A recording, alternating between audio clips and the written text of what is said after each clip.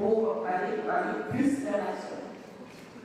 Donc, je vais parler de la référence de la tuberculose dans le pays, des enjeux pour lutter contre la tuberculose, où est-ce qu'en est la situation épidémiologique et qu'est-ce qu'on fait en tant que programme et en tant que prestataire de soins, quels sont les points forts, quels sont les défis qu'on devrait relever ensemble, et puis après les perspectives, et donc tout ce paysage-là qui est votre rôle.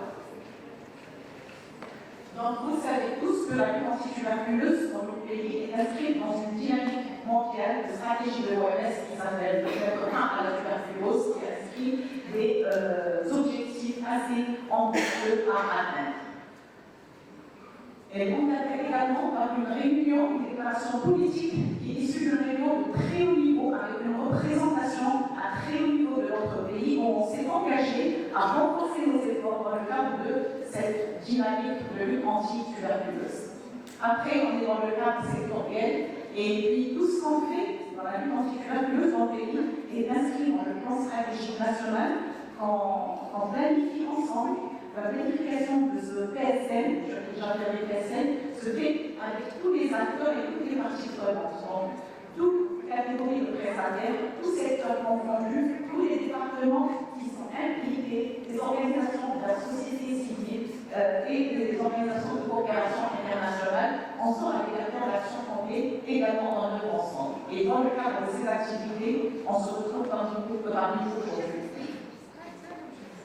Les enjeux, d'abord c'est un enjeu de santé publique, c'est toujours un fléau, c'est toujours la première cause de mortalité par un agent infectieux unique. Alors que c'est une maladie qui est curable et qui est évitable, ce qui est dommage.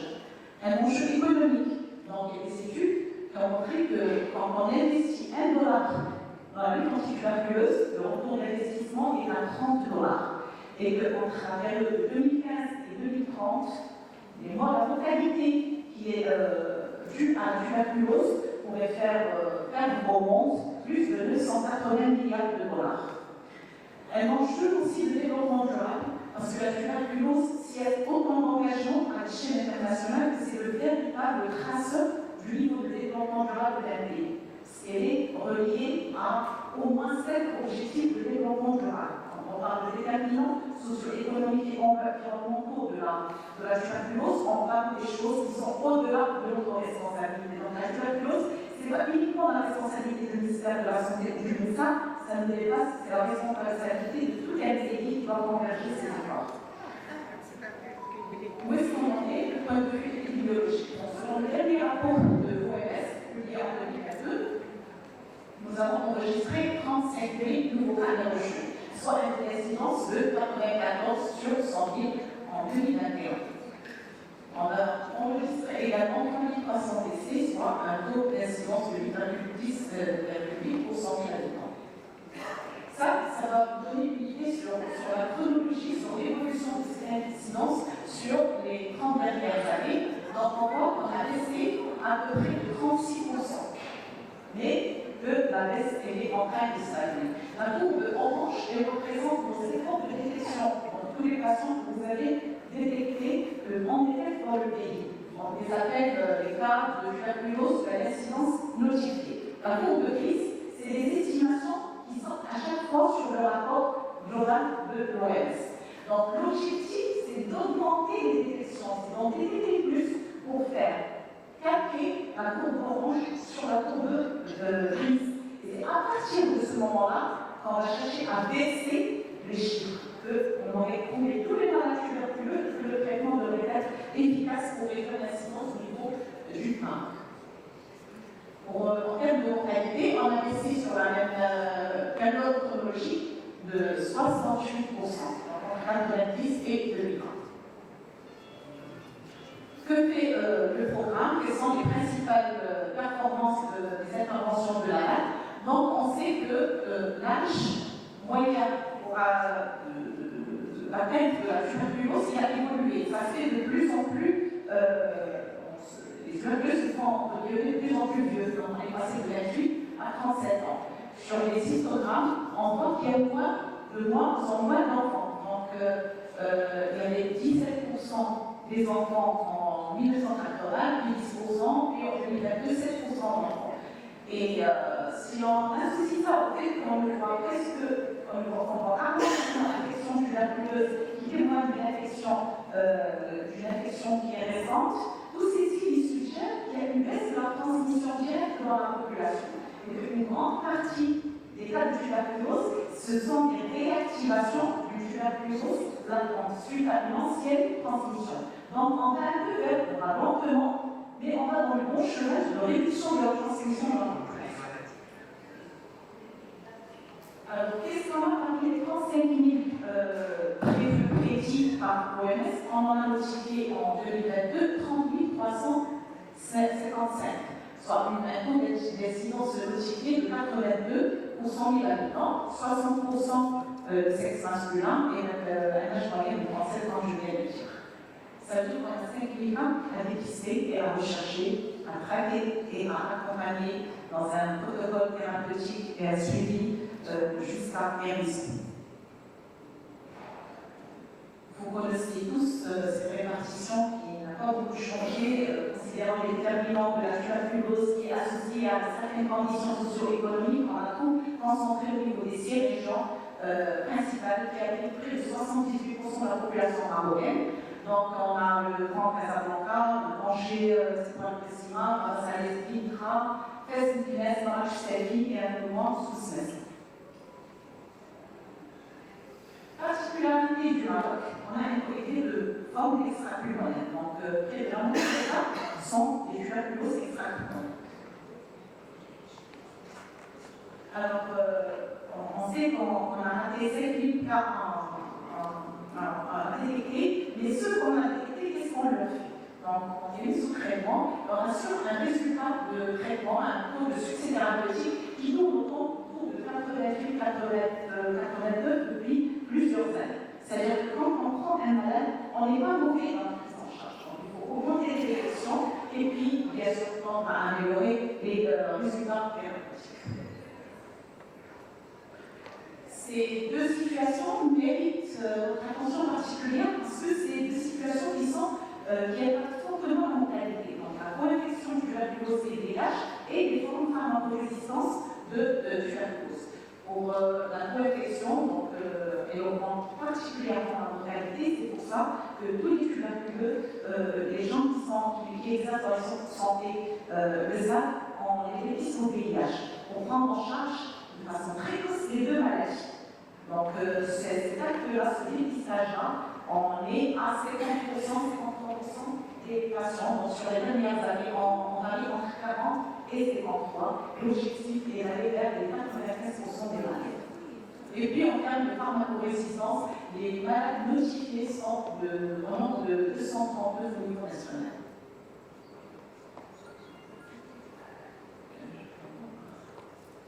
Voilà. La tuberculose vive, mais aussi la tuberculose latente. Et si vous vous demandez pourquoi les couples stagnent, c'est parce qu'il y a une modélisation de l'OMS et c'est connu.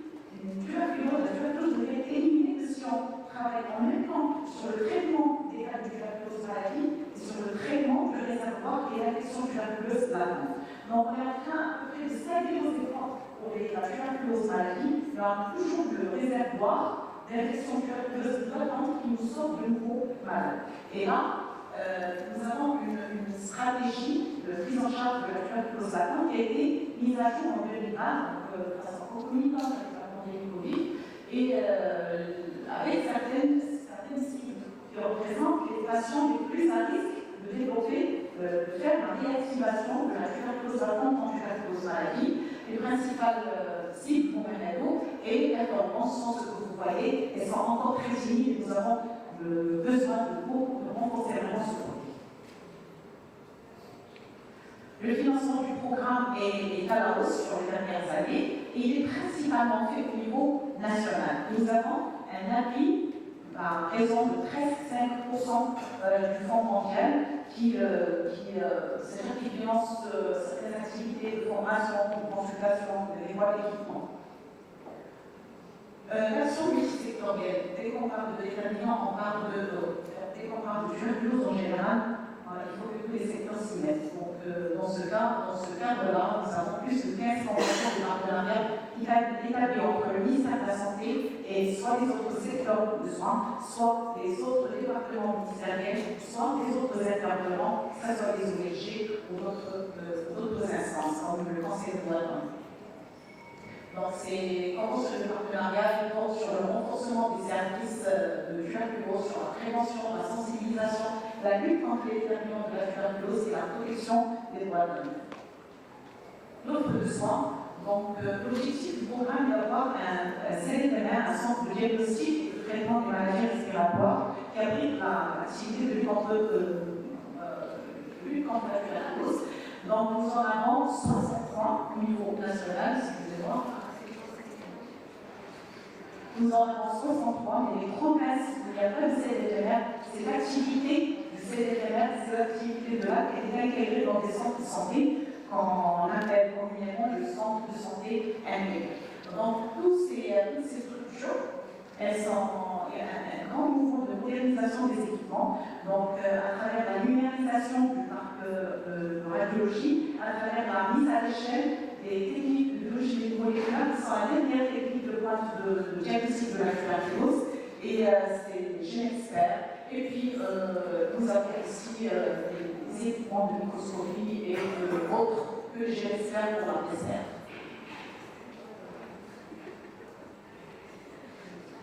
Alors, la lutte anti-tuberculose dans le pays, comme on l'a dit tout à l'heure, elle est organisée dans le cadre du plan stratégique national de prévention et de contrôle de la tuberculose. Un plan qui est élaboré par toutes les parties prenantes du pays et tous les partenaires, que ce soit nationaux ou internationaux.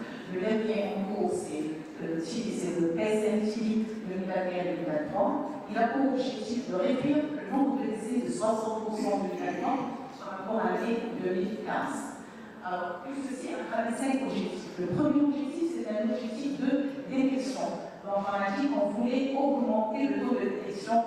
On avait à 30 355, l'année dernière, la cible cette année, c'est dans la 34 000, avec un taux de succès thérapeutique pour tout ce cohorte de 90%. Le deuxième objectif, c'est la résistance. C'est la tuberculose pharmaco-résistante. On vise au moins 450 et de leur assurer un succès thérapeutique d'au moins 80%. Le troisième objectif, c'est un objectif qui a été érigé spécialement pour le traitement de réservoir et qui vise d'assurer le dépistage. Excusez-moi, le troisième objectif, c'est la prévention du VIH qui vise d'assurer le dépistage systématique du VIH, c'est au moins 95% des malades tuberculeux et que tous ces patients soient mis sous traitement antirétroviral. Le quatrième objectif, c'est l'ITL, et c'est d'assurer un traitement préventif à au moins 45 000 personnes à risque durant toute la période du PSN. Bon, le cinquième objectif, c'est un objectif où il y a toutes les activités de gestion, de gouvernance, et c'est dans cet objectif-là que s'inscrit aussi notre rencontre pour le renforcement des liens avec le secteur privé. Alors, en tout, avec le PSN, avec tout ce contexte dont on vient de parler, quels ont été les progrès du programme national.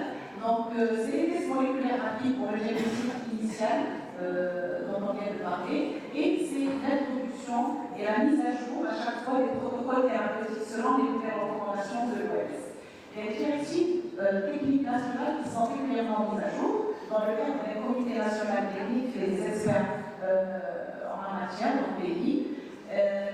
La tuberculose extrapulmonaire, donc le chiffre est interpellant, que ce soit la moitié des cas. Donc il était très important d'aller voir est-ce que c'est vraiment des cas de tuberculose extrapulmonaire, est-ce que c'est un essai de diagnostic, est-ce que c'est des gens qui ne parviennent pas à mettre sur un diagnostic dans une case quelque part, on reçoit l'étiquette du tuberculose. Et donc, surtout que pour l'extrapulmonaire, il n'y a pas de directive au niveau international. Au niveau international, on s'intéresse aux problèmes de santé publique, à la tuberculose pulmonaire qui est transmissible, pose un problème de santé publique. Celle qui est extrapulmonaire, elle ne se transmet pas. Donc, on ne retrouve pas vraiment un grand intérêt pour les directives. On est allé jusqu'à notre petit chemin et notre enquête pour voir sur quelle base ce diagnostic est posé. Par les pulmonaires, par les collègues des autres spécialités. Et sur la base de cette enquête, 300 dossiers, je suppose, et on est sorti avec des résultats et des recommandations sur la base de laquelle on a établi des consensus standards au niveau national, avec des experts en matière de neurophysiologie, mais aussi des sociétés savantes des différentes spécialités concernées, et ces algorithmes et ces procédures de diagnostic nouvelles sont en diffusion pour le vivre. Nous avons lors de développement des capacités des acteurs de lutte anti-tuberculose, donc appelé du système, que ce soit les gestionnaires, les prestataires de soins, les médecins, les infirmiers, même la société civile et les ONG qui nous accompagnent. Le partenariat est bien développé, donc que ce soit avec le secteur privé, que ce soit avec le secteur des femmes, le secteur de la direction, de la DGAPR, des ONG et d'autres partenaires. Le PSN prévoit l'intégration de la lutte contre les déterminants socio-économiques et environnementaux. Il établit un lien très puissant entre la lutte contre la tuberculose et le développement humain, et il y a des activités pour promouvoir les principes de droits humains et l'approche inclusive et participative. Qu'est-ce qu'on a comme défi à affronter? Donc d'abord, la baisse insuffisante. Comme vous avez vu, on est en train de saturer nos efforts, et cette limite entre les dépôts, et vraiment, elle n'arrivera à bouger parce que la baisse sur la mesure annuellement est estimée à 1%. Donc ce n'est pas un rythme qui va nous permettre d'éliminer la tuberculose dans les délais qu'on s'est répartis. Il y a une forte concentration de la tuberculose au niveau des quartiers à densité et à population élevée, dans ces zones urbaines et périurbaines. Les actions de prévention de la tuberculose qui sont insuffisantes, vous avez vu, constater par vous-même les résultats de liste sous traitement préventif de la tuberculose. Le dépistage des cas de tuberculose est encore renforcé. Et puis, l'action multisectorielle, nous avons beaucoup de conventions de partenariat, nous avons beaucoup de choses qui se font avec les partenaires, mais il n'y a pas un haut niveau de réduction des comptes. C'est-à-dire que si les choses ne se font pas, on ne rend compte à personne. On a besoin des cadres de responsabilisation de chacun sur ses engagements dans le cadre de ces différentes conventions. Et puis, le passage de la pandémie Covid n'a pas été facile, il a mis le programme à l'épreuve. Il vous reste 5 minutes. Très bien, je vais gérer. Donc, quelles sont les perspectives? Je dirais qu'on est dans un contexte un peu plus favorable pour cette collaboration et pour la lutte anti-tuberculose en général. Donc, nous avons la refonte du système de santé qu'a présenté tout à l'heure le professeur Valérie, qui va, donc le mouvement sanitaire territorial, qui va dans le sens d'une régionalisation avancée, qui va favoriser le secteur privé, ne fait pas partie du GST, mais la synergie va être favorisée. Le travail d'intégration des activités va être beaucoup plus favorisé qu'actuellement. Et il y a bien sûr ceci, la généralisation de la protection sociale et de la couverture sanitaire qui vont renforcer le rôle du praticien dans toutes ces populations solvables à pouvoir avoir accès aux soins des deux secteurs. Donc, pour la lutte anti-tuberculose, on a envie qu'on soit tous en accord, nous verrons tous pour répondre à ce besoin qui va émerger dans cet environnement nouveau. Donc, tout ça, c'est quoi le rôle de l'omnipraticien? Il est là dans tout le processus de lutte anti-tuberculose. Il est dans la prévention. Quand un malade tuberculeux est là, il fait en centre de santé au cabinet libéral, c'est le médecin omnipraticien qui va lui dire pour amener sa famille pour voir s'il y a quelqu'un des campagnes, qui a aussi la maladie, qui a la tuberculose latente, et qui va l'orienter vers la prise en charge de traitement préventif. Il est là dans l'identification, il est là dans la prise en charge en collaboration avec le médecin spécialiste, il est là dans le suivi thérapeutique et la détection des effets secondaires de la maladie, il est là dans toutes les étapes. Donc nous avons besoin de mobiliser l'ensemble de nos prestataires, de nos médecins généralistes des deux secteurs, parce que déjà actuellement, on a près de 30% de nos clients qui viennent du privé. Donc, soit c'est un lien fonctionnel spontanément, donc les gens ils orientent vers le CDRM, soit c'est dans le cadre de conventions de partenariat nous en avons avec le secteur privé des 6 régions à haute incidence. Et c'est pour ça que dans le cadre du PSN, on a intégré le secteur privé dans nos activités de formation, dans la coordination des activités du programme et la prise en charge du patient. Et puis, en matière de communication, on cherche à renforcer la communication avec le secteur privé. Et c'est dans ce cadre-là qu'on est actuellement parmi vous. Et comme quand Inch'Allah poursuit ça au niveau de toutes les régions du royaume. Et je vous remercie pour votre attention.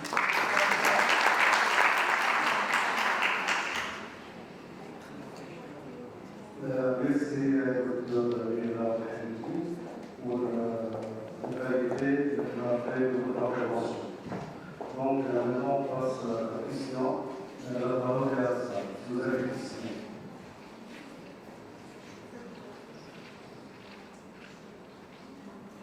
Une question.